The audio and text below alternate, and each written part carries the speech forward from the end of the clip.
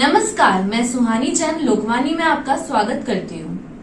मुख्यमंत्री अशोक गहलोत द्वारा e governance में बेहतर काम करने वाले अधिकारियों, कर्मचारियों और ई मित्र कियोस्क संचालकों को ई गवर्नेंस राजस्थान अवार्ड 19, 20 और 21, 22 द्वारा सम्मानित किया गया। जिला कलेक्टर आशीष मोदी को जैसलमेर कलेक्टर रहित ई सजग मोबाइल ऐप के लिए स्टेट ई गवर्नेंस अवार्ड से सम्मानित किया गया। मोदी की अभिनव पहल से ई सजग एप्लीकेशन का क्रियान्वयन किया गया। इस एप्लीकेशन के माध्यम से समाचार पत्रों में जिले से संबंधित विभिन्न विभागों की प्रकाशित सकारात्मक व नकारात्मक खबरों पर तुरंत संज्ञान लिया जाता है। यह एप्लीकेशन विभागीय आंतरिक दक्षता की मजबूती एवं विभागीय गतिविधियों की मॉनिटरिंग करने हेतु तैयार किया गया है। बिरला ऑडिटोरियम में आयोजित 2 दिवसीय राजस्थान डीजी फेस्ट 2022 में जिलों में विभिन्न ई गवर्नेंस योजनाओं में बेहतर काम करने वाले अधिकारी कर्मचारियों को 7 कैटेगरी में अवार्ड दिए गए हैं। पहली A1 कैटेगरी में आशीष मोदी को ई सजग मोबाइल ऐप के लिए अवार्ड दिया गया। श्रेणीवार पुरस्कार के रूप में आईपैड, स्मार्टफोन, 10,000 रुपये नकद और प्रशस्ति पत्र भी देकर सम्मानित किया गया। और राजस्थान सरकार का हमारे जो मुख्य सचिव महोदय हैं उनका प्रिंसिपल सेक्रेटरी सर का सबका धन्यवाद देना चाहूँगा कि उन्होंने हमारी टीम के द्वारा जो जैसलमेर में ई गवर्नेंस इनिशिएटिव्स लिए गए उसको सराहा और उसका अवार्ड दिया। मुझे उस अवार्ड से नवाजा गया, इसके लिए मैं बहुत बहुत आभारी हूँ। मेरे जिला कलेक्टर जैसलमेर के कार्यकाल के दौरान हमारी जिला स्तरीय टीम ने एक ऐप डेवलप किया था जिससे लोगों की जो संवेदनाएं हैं, लोगों की जो समस्याएं हैं, वो जब मीडिया के द्वारा हाईलाइट की जाती हैं तो उसको कैप्चर करके उसको एक सिस्टम में डाल करके हम उसको मॉनिटर करते थे। यह एक B2B ऐप था जिसका हमारी टीम के द्वारा ई सजग का नाम दिया गया था।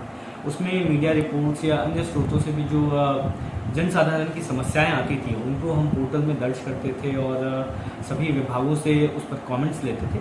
उस ऐप को यहाँ भीलवाड़ा में भी एम सजग के नाम से हमने लॉन्च कर रखा है और लगभग 300 ऐसे केसेस हैं जिसमें खास करके हमारे मीडिया के साथियों द्वारा जो प्रॉब्लम समस्याएं हाईलाइट की गई हैं उनको हम एम सजग पर डालते हैं और विभागीय अधिकारियों के द्वारा उसका कमेंट लेते हैं ताकि वो एक मुख्य धारा में वो समस्या आ जाए और उस पर जो कार्रवाई होनी है वो उसको ट्रैक किया जा सके।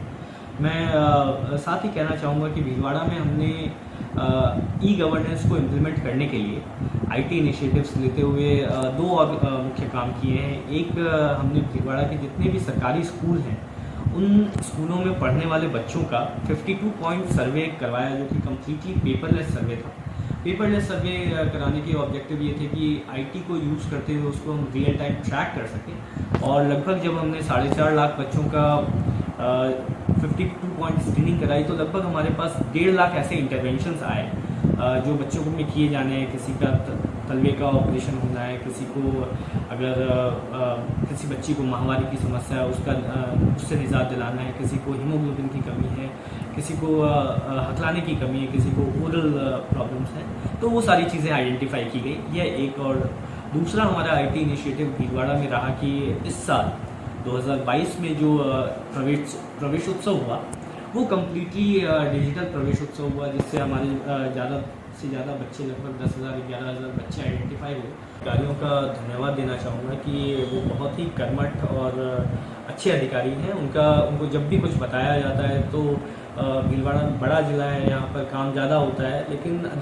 अधिकारी सेल्फ मोटिवेटेड रहते हैं और स्वयं अपने डिपार्टमेंट की जो गतिविधियाँ हैं उसको और अच्छे से ग्राउंड लेवल पर उतारने के लिए सर्विस भीलवाड़ा के पुलिस प्रशासन सहित अधिकांश विभागों में गुरुवार को उस वक्त हड़कंप मच गया जब जिंदल साह लिमिटेड परिसर में माइंस ढहने की सूचना मिली। अफरा तफरी के बीच इन अधिकारियों में से कोई सबसे पहले तो कोई आखिरी में मौके पर पहुंचा। बाद में इन्हें यह सब पता चला कि ये माइंस की आंतरिक सुरक्षा को परखने के लिए की गई मॉक ड्रिल थी, तो राहत की सांस ली। पुलिस सूत्रों के अनुसार गुरुवार दोपहर करीब 12 बजे जिला कलेक्टर आशीष मोदी व पुलिस अधीक्षक आदर्श सिद्धू को सूचना मिली कि जिंदल साह लिमिटेड परिसर में स्थित माइंस ढह गई। इस सूचना के बाद कंट्रोल रूम को सूचना से अवगत करवाया गया। कंट्रोल रूम में जिम्मेदार सभी विभागों को सूचना दी। इसके चलते इन विभागों के अधिकारी और कर्मचारी मौके पर पहुंचने शुरू हो गए। वहां पहुंचने पर इन्हें मॉक ड्रिल का पता चला, तब सभी ने राहत की सांस ली। मौके पर कलेक्टर आशीष मोदी, ADM प्रशासन डॉक्टर राजेश गोयल, जिला पुलिस अधीक्षक आदर्श सिद्धू, SDM ओम प्रभा, ASP शाहपुरा चंचल मिश्रा, ASP HQ ज्येष्ठी मैत्री, DSP नरेंद्र दायमा, जिंदल सौ के liaising head Rajendra Gaur, mining head Dinesh Chandra Patil, Rajendra Agnihotri, CMHO Mushtaq Khan सहित पुलिस व प्रशासनिक अधिकारी मौके पर पहुंचे। जिला पुलिस अधीक्षक आदर्श सिद्धू ने कहा कि पूरा थाना सर्किल के जिंदल लिमिटेड में आंतरिक सुरक्षा सर्वे के तहत मॉक ड्रिल करवाई गई है। मौके पर पहुंचे सभी टीमों को रिस्पांस टाइम नोट किया गया। प्लॉट की क्या क्या तैयारियां थी उनको जांचा परखा गया। इस दौरान हमारे संज्ञान में कुछ कमियां भी आई जिसको नोट किया गया है। इन कमियों को दूर करवाया जाएगा। जिला कलेक्टर आशीष मोदी ने कहा कि जिंदल लिमिटेड में मॉक ड्रिल की गई। प्रशासन की ओर से हर साल इस तरह की मॉक ड्रिल करवाई जाती है। जिले में काफी संख्या में माइंस है और कभी भी ऐसे हादसे हो सकते हैं। इन हादसों को लेकर प्रशासन व संबंधित विभाग कितने सजग है इसे मॉक ड्रिल से पता चलता है। साथ ही इससे टीमों के कार्य करने की गुणवत्ता के बारे में पता चलता है। प्लाट की एम्बुलेंस में कुछ कमी थी, इसके लिए निर्देशित कर दिया गया। उन्होंने कहा कि प्लाट में प्राथमिक उपचार के लिए एम्बुलेंस, डॉक्टर और डिस्पेंसरी है। एम्बुलेंस में स्टाफ और लगाने की ज़रूरत है। आज इंटरनल सिक्योरिटी एक्सरसाइज के तहत जिंदल साउथ माइंस के अंदर एक्सरसाइज किया गया, जहाँ पर इसके अंदर जो भी सिक्योरिटी इंतजाम हैं, फायर ब्रिगेड है, एम्बुलेंस है, इन सब की व्यवस्थाओं को देखा गया और हमारी टीम से उनके रिस्पांस टाइम को देखा गया। इस एक्सरसाइज का उद्देश्य ये है कि यदि कोई कैलामिटी होती है, कोई भी ऐसा डिज़ास्टर होता है, तो उसमें हमारी टीम को प्रोटोकॉल, स्टैंडर्ड प्रोटोकॉल जो होता है उसको पालन करने में सुविधा हो। उसकी मॉक ड्रिल हो चुकी होती है, तो जो समय है, जो गोल्डन आवर है, उसमें एफिशिएंटली काम किया जा सकता है। ज़्यादातर व्यवस्थाएं माकूल पाई गई, कुछ व्यवस्थाओं में कमी थी, मसलन एम्बुलेंस में कुछ कमी थी, तो उसके लिए इंस्ट्रक्ट कर दिया गया और इसकी कंप्लेंट्स 15 डेज में लेकर जाएगी। प्राथमिक उपचार के तौर पर यहाँ पर क्या व्यवस्था है? प्राथमिक उपचार के लिए यहाँ पर एम्बुलेंस की व्यवस्था है, एक डिस्पेंसरी अवेलेबल है और डॉक्टर्स अवेलेबल है। उसमें कुछ इम्प्रूवमेंट होने की ज़रूरत है। एम्बुलेंस में स्टाफ और लगाने की ज़रूरत है। इसके लिए कंपनी के अधिकारियों को मौके पर निर्देशित किया गया है। लिखित में भी पाबंद कर दिया जाएगा एंड 15 डेज में हम कंप्लायंस ले लेंगे। आज थाना क्षेत्र पूर्व में आंतरिक सुरक्षा सर्वे के तहत मॉक ड्रिल कराई गई, जिसके अंदर माइन कोलैप्स का सिनेरियो क्रिएट किया गया था। उसमें जो भी डिपार्टमेंट्स थे उनको रिस्पॉन्ड करना था, उनका सबका रिस्पांस टाइम नोट किया गया है।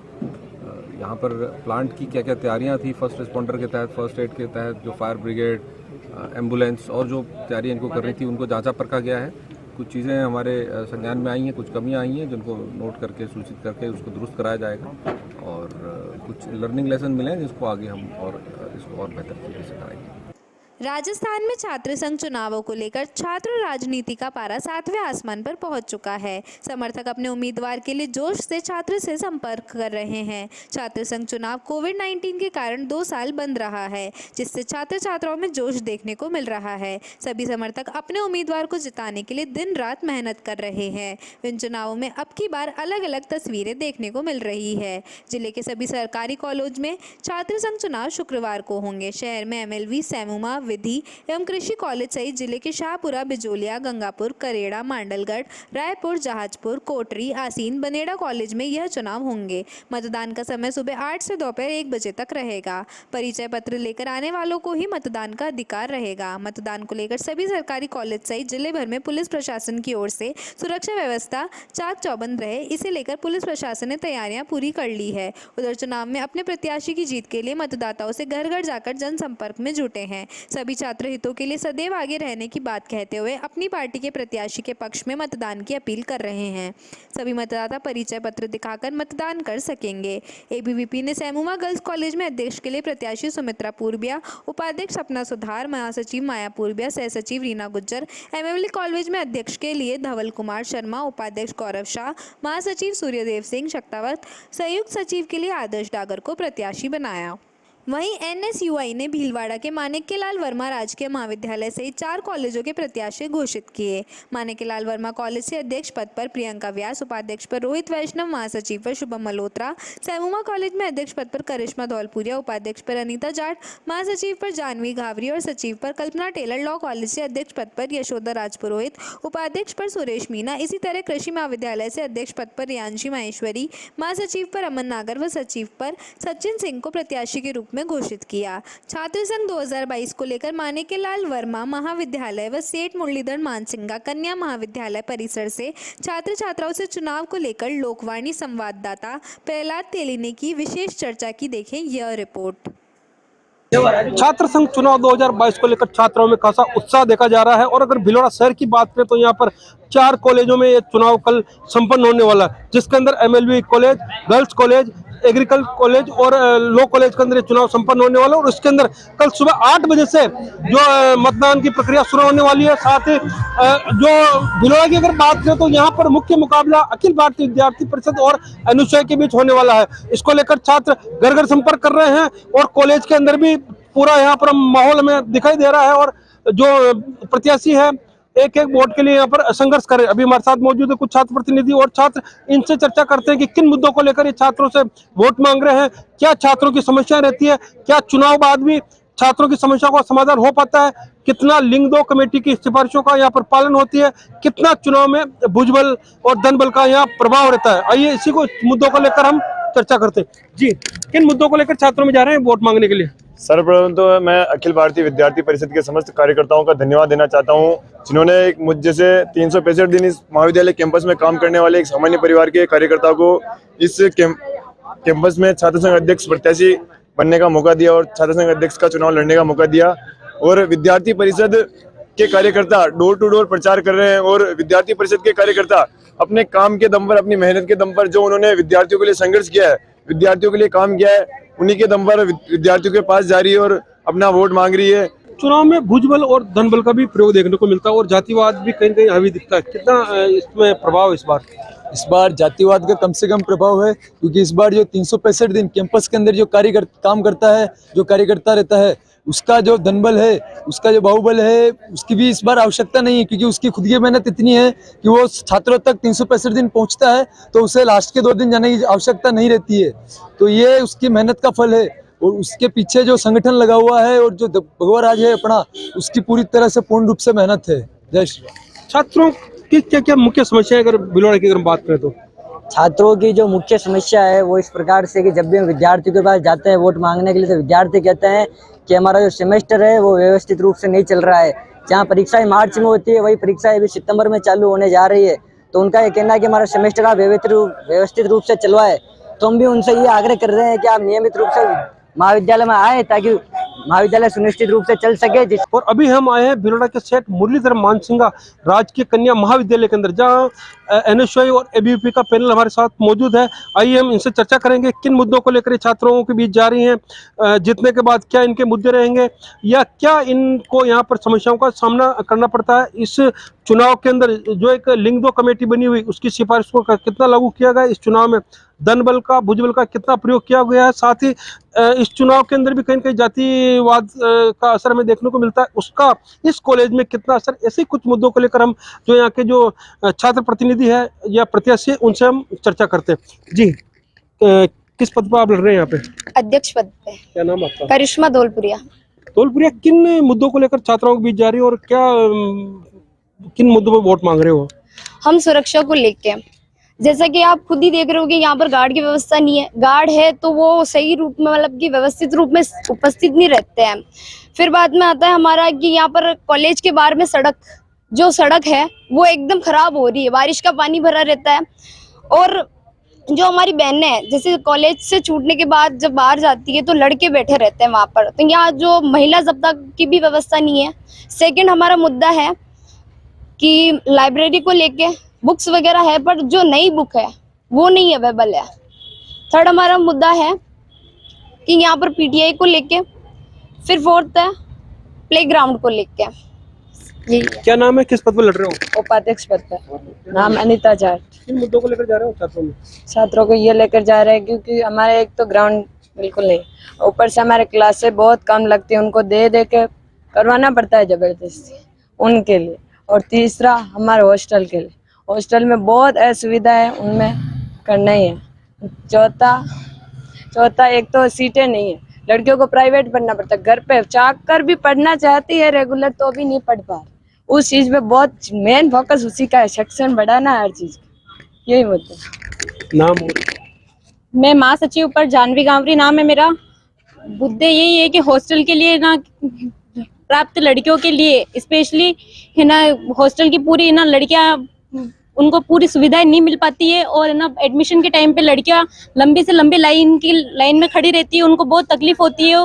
उनके लिए ना सुविधाएं प्रदान करें और प्लेग्राउंड में ये अस्त व्यवस्था झाड़ियाँ वगैरह ये इनको सुधारा जाए। और है ना साफ सफाई का पूरा ध्यान रखा जाए।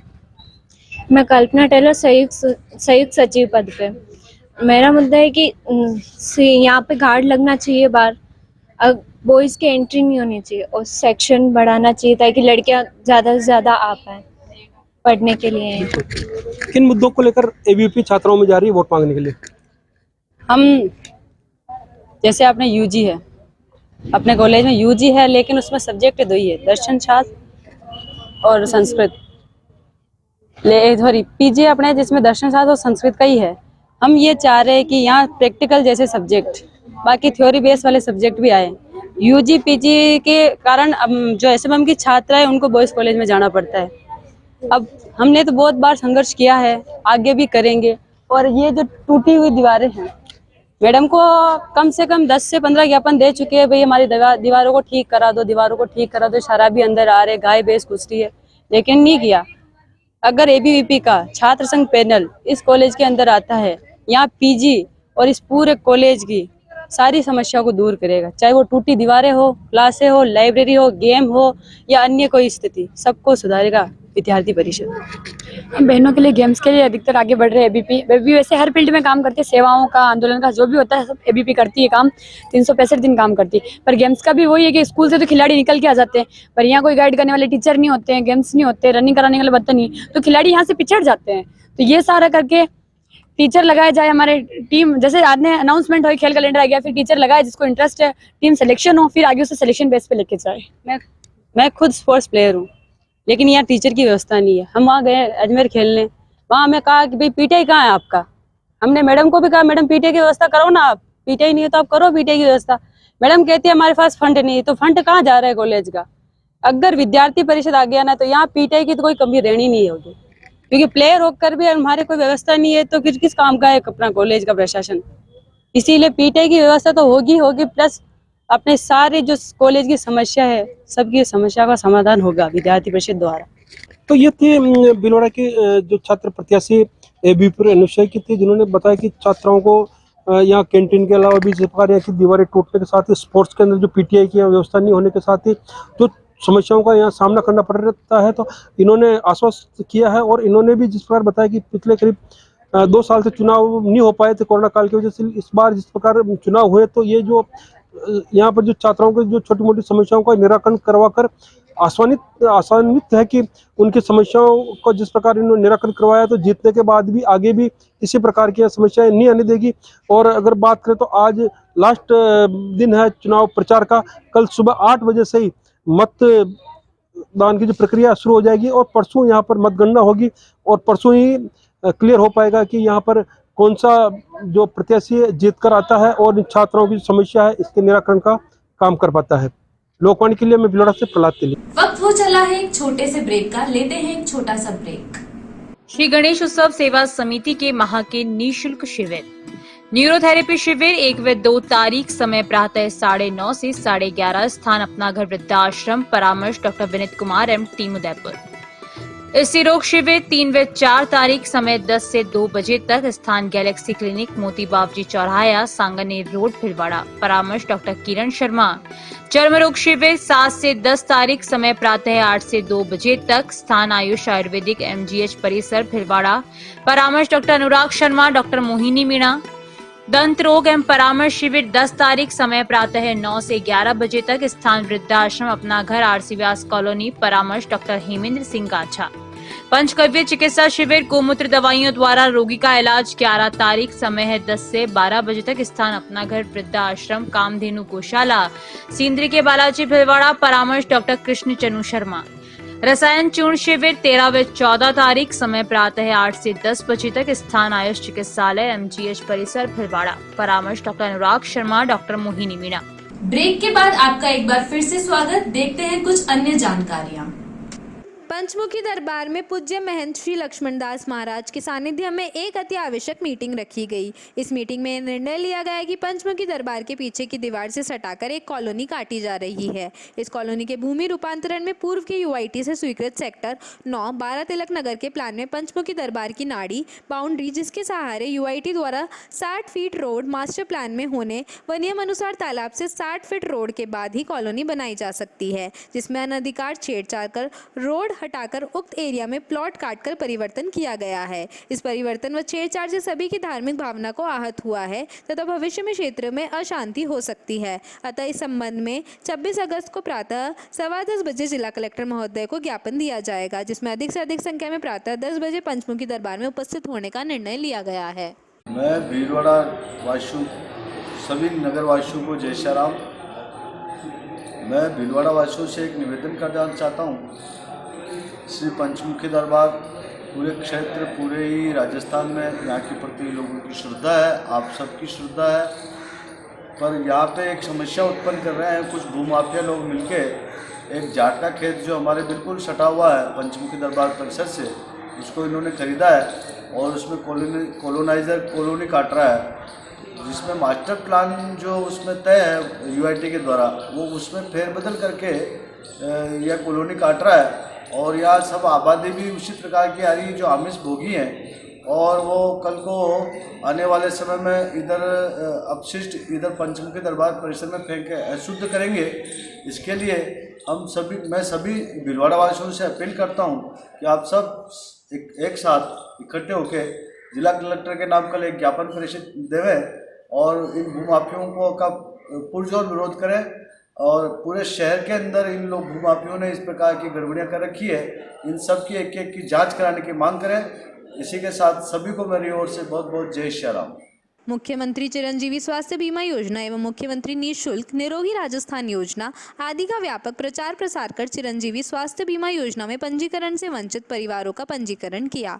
इस मौके पर सरपंच ओम प्रकाश वैष्णव, उप स्वास्थ्य केंद्र प्रभारी ओम प्रकाश वैष्णव, NN सोना मीना, वार्ड पंच मिश्रीलाल बैरवा, कामधेनु सेना जिलाध्यक्ष नारायण लाल ने ग्राम पंचायत में ग्रामवासियों के लगभग 150 से अधिक कार्ड बनवाए। उप स्वास्थ्य केंद्र प्रभारी ओम प्रकाश वैष्णव ने ग्रामवासियों को मुख्यमंत्री चिरंजीवी योजना के बारे में जानकारी दी। फूलिया कला उपखंड क्षेत्र में किसानों की कड़ी मेहनत, अच्छी बरसात के बावजूद खरीफ फसल में फैले रोग के कारण उत्पादन में काफी कमी की आशंका हो रही है। उड़द व मूंग में रोग फैलने से फसल चौपट हो रही है। मूंग में पीलिया रोग येलो मोजिक होने से पौधों के पत्ते पीले हो रहे हैं। यह रोग मूंग व उड़द के एक पौधे में होने से पूरे खेत में फैल जाता है। ब्रजेश शर्मा ने बताया कि तसवारिया बासा ग्राम पंचायत क्षेत्र के अधिकांश खेतों में उड़द व मूंग की फसल को पीलिया ने अपनी चपेट में ले लिया। इस रोग के चलते पैदावार नाम मात्र की रह जाती है। किसानों के मुताबिक उड़द व मूंग की फसल में करीब 6 से 7 साल से यह रोग फसलों में लगातार प्रतिवर्ष हो रहा है। पीलिया रोग का कोई उपचार नहीं होने से किसान लाचार नजर आ रहे हैं। कृषि विशेषज्ञों के मुताबिक खेत में मूंग के 1 या 4-5 पौधे के पत्ते पीले होते दिखाई दे, तभी उन पौधों को उखाड़कर मिट्टी में दबा देना चाहिए ताकि रोग अन्य पौधों में नहीं फैल सके, तथा मोनोप्रोटोफॉस 36 EC 1 लीटर पानी में 2 ml के हिसाब से मिलाकर खड़ी फसल में स्प्रे करना चाहिए। जबकि किसानों का कहना है कि यह नुस्खा तो वे कई बार दोहरा चुके हैं और इससे कोई फायदा नहीं मिलता है। भीलवाड़ा में 25 अगस्त शासन सचिवालय में श्रम मंत्री सुखराम विष्णु की अध्यक्षता में आयोजित बैठक में प्रदेश इंटक अध्यक्ष जगदीश राज शिमाली ने राजस्थान के टेक्सटाइल श्रमिकों की मूल वेतन में बढ़ोतरी आदि समस्याओं से अवगत कराया। साथ ही नियोजकों एवं श्रमिक प्रतिनिधियों की बैठक भी आयोजित करवाने की मांग श्रम मंत्री से की गई। शिमाली के नेतृत्व में भीलवाड़ा जिला इंटक अध्यक्ष दीपक व्यास ने भीलवाड़ा जिले के टेक्सटाइल श्रमिकों के मूल वेतन में वृद्धि करने एवं पिछले 40 वर्षों से महंगाई भत्ते में कोई बढ़ोतरी नहीं होने से श्रमिकों में हो रहे संतोष से अवगत करवाया। व्यास ने बताया कि महंगाई भत्ते में पिछले 40 वर्षों से प्रति सूचकांक मात्र 1/16 पैसा दिया जाता है, जबकि आज महंगाई सुरसा के मुंह की तरह फैलती जा रही है, जिससे श्रमिकों के परिवार को भूखे मरने की नौबत आ गई है। बैठक में जिला इंटक के उपाध्यक्ष भैरू सिंह टाक, महामंत्री कान सिंह चुंडावत, वरिष्ठ उपाध्यक्ष जलदाय, कर्मचारी संघ के अध्यक्ष कन्हैयालाल शर्मा, टेक्सटाइल यूनियन के नेता हरि सिंह खरवड़, रामगोपाल बिंडा उपाध्यक्ष, नंदलाल गाडरी, रफीक मोहम्मद, डूंगर सिंह आदि भी सम्मिलित रहे। श्रमिकों की समस्याओं पर निस्तारण करवाने में सहयोग देने का श्रम आयुक्त मेहरा साहब, अतिरिक्त श्रम आयुक्त PP शर्मा ने आश्वासन दिया। बंद पड़ी सहकारी मिलों को पुनः चालू करवाने एवं शेष रहे श्रमिकों के शीघ्र समायोजन की मांग भी रखी गई। ग्राम पंचायत बागोर के द्वारा आयोजित 5 दिवसीय मेले का शुभारंभ किया गया। मुख्य अतिथि पूर्व डेयरी चेयरमैन रतनलाल जाट, अध्यक्षता मंडल प्रधान शंकरलाल कुमावत, विशिष्ट अतिथि सुहाना उप प्रधान श्यामलाल गुज्जर ने बाबा रामदेव के स्थान पर मुख्य द्वार पर रिबन काटकर मेले की शुरुआत की एवं मंदिर पर ध्वजारोहण कर बैलों की पूजा कर मेले के शुभारंभ की घोषणा की गई। ग्राम पंचायत बागोर एवं बाबा रामदेव सेवा समिति की ओर से आए हुए सभी अतिथियों का साफा व माला पहनाकर सम्मान किया गया। स्थानीय सरपंच कालूराम जाट ने मेले के बारे में अवगत कराते हुए गांव में विकास संबंधी समस्याओं से मंडल प्रधान शंकरलाल कुमावत को अवगत कराया। रतनलाल जाट ने अपने उद्बोधन में भारतीय संस्कृति और सभ्यता के बारे में बताते हुए मंडल विधानसभा क्षेत्र के विकास में राजस्व मंत्री रामलाल जाट का पूर्ण रूप से जिक्र करते हुए सभी समस्याओं को जल्दी से निराकरण करने का आश्वासन दिया। इस मौके पर विकास अधिकारी संदेश पाराशर, थाना अधिकारी बागोर, पंचायत समिति सदस्य हरीश चंदेल, पार्षद सत्यनारायण कुमावत, नगर परिषद भीलवाड़ा, उप सरपंच घनश्याम देवपुरा, घोड़ा सरपंच डालचंद घाट, गार्डनमल पूर्व सरपंच बद्रीलाल चौधरी, कोचरिया पूर्व सरपंच शंकरलाल कुमावत, टाउनका सरपंच प्रतिनिधि रामेश्वर लाल, मांडल सरपंच संजय बंडिया, महावीर वैष्णव, रतनलाल गाडरी, युवा नेता सुरेश जाट, फतेहलाल के साथ ही कई कार्यकर्ताएं व जनप्रतिनिधि उपस्थित थे। स्कूल में शिक्षक लगाने की थाबोला ग्रामवासियों ने उपखंड अधिकारी डॉक्टर पूजा सक्सेना को ज्ञापन सौंपकर मांग की। ज्ञापन देने आए ग्रामीणों ने बताया कि राजकीय उच्च प्राथमिक विद्यालय थाबोला में वर्तमान में 120 छात्र छात्राएं अध्ययनरत है। स्कूल में कक्षा 1 से 8वीं तक कक्षाएं चलती है, जिसमें अभी स्कूल में सिर्फ 2 शिक्षक ही आ रहे हैं, जिस कारण बच्चों की पढ़ाई खराब हो रही है। साथ ही ग्रामीणों ने बताया कि स्कूल के एक शिक्षक को भीलवाड़ा लगा रखा है तो एक शिक्षिका स्कूल आई ही नहीं रही है। अतः उपखंड अधिकारी से जल्द स्कूल में शिक्षक लगाने की मांग की गई है। डॉक्टर सक्सेना ने आए हुए ग्रामीणों को जल्द ही शिक्षक लगाने का आश्वासन दिया।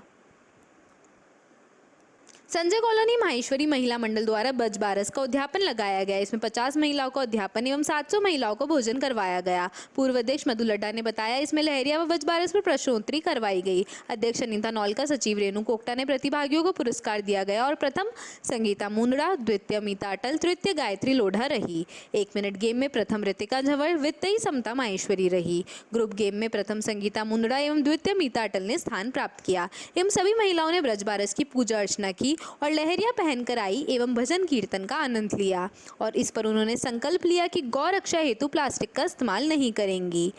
बज बारस पर संतान के आरोग्य व दीर्घायु होने की कामना की सभी महिलाओं ने बढ़ चढ़कर हिस्सा लिया और सभी महिलाओं को तिलक लगाकर उद्यापन की सामग्री भेंट की गई। इस कार्यक्रम में मंजू बल्दवा, अनुपमा मंत्री, पुष्पा मुंदड़ा, मधु हिंगड़, मधु बहेड़िया, मंजू दरक, उषा सुमानी, आशा डाट, सुनीता शारदा, मंजू जवर, जतन हिंगड़, आशा राठी, नीलम दरगढ़ सभी महिलाएं उपस्थित थी। अखिल भारतीय मारवाड़ी महिला सम्मेलन द्वारा प्लास्टिक मुक्त करने का संकल्प लिया गया एवं उसके लिए सभी को सब्जी मंडी में जाकर महिलाओं को प्लास्टिक की थैली नहीं लाने का संदेश दिया गया और उनको साथ ही कपड़ों के थैले वितरित किए ताकि वह कपड़े के थैले इस्तेमाल करें और प्लास्टिक की थैलियां काम में ना ले। इसके लिए सभी महिलाओं को जागरूक किया गया एवं सब्जी मंडी में आने जाने वाले राहगीरों को भी प्रेरित किया कि प्लास्टिक की थैलियों का उपयोग ना करें और कपड़ों के थैले लेकर उसमें सब्जी या अपने रोजाना के सामान खरीदें।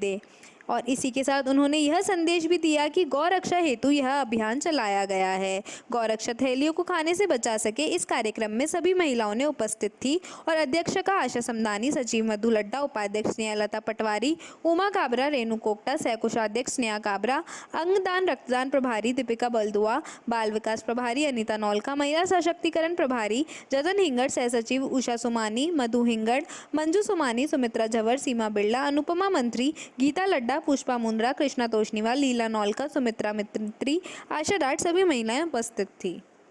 कारोई विश्वविख्यात ज्योतिष नगरी कारोई में पैदल यात्री का पुष्प वर्षा एवं माला पहनाकर स्वागत किया। सिलवास के दादर हवेली से केदारनाथ मंदिर तक 2500 किलोमीटर की पैदल यात्रा पर निकले हरि ओम ओमकार पांडे का लोगों ने जगह जगह स्वागत किया। सिलवास के दादर हवेली से 20 दिन पहले निकले थे। करीब 2.5 महीने में 2500 किलोमीटर की यात्रा तय कर केदारनाथ पहुंचेंगे। पांडे ने बताया कि यात्रा के पीछे सनातन धर्म का प्रचार प्रसार करना व लोगों को सनातन संस्कृति के प्रति जागरूक कर लोगों को जोड़ने का उद्देश्य है। कारोई निवासी कानू सुवालका, कारोई दीपक माली, विनय सुकवाल, मुकेश कुमावत, रामायण त्रिपाठी, राधेश्याम मालीवाल, रामलाल शर्मा, शिव कुमावत, कानू कारोई, प्रकाश गागावत, नारायण गुज्जर, महेश जी हेमंत, मुकेश भावेश, बंशी मानक, राहुल पिंटू, देवी सिंह, दिनेश सभी युवा साथी व ग्रामवासियों ने पुष्प वर्षा, डोल नगाड़े, डीजे गाने के साथ फूल माला पहनाकर स्वागत किया। जय श्री राम के नारे लगाते हुए पदयात्री का जोश बढ़ाया व रात्रि विश्राम कारोई हनुमान जी माहेश्वरी भवन कारोई में रहेगा।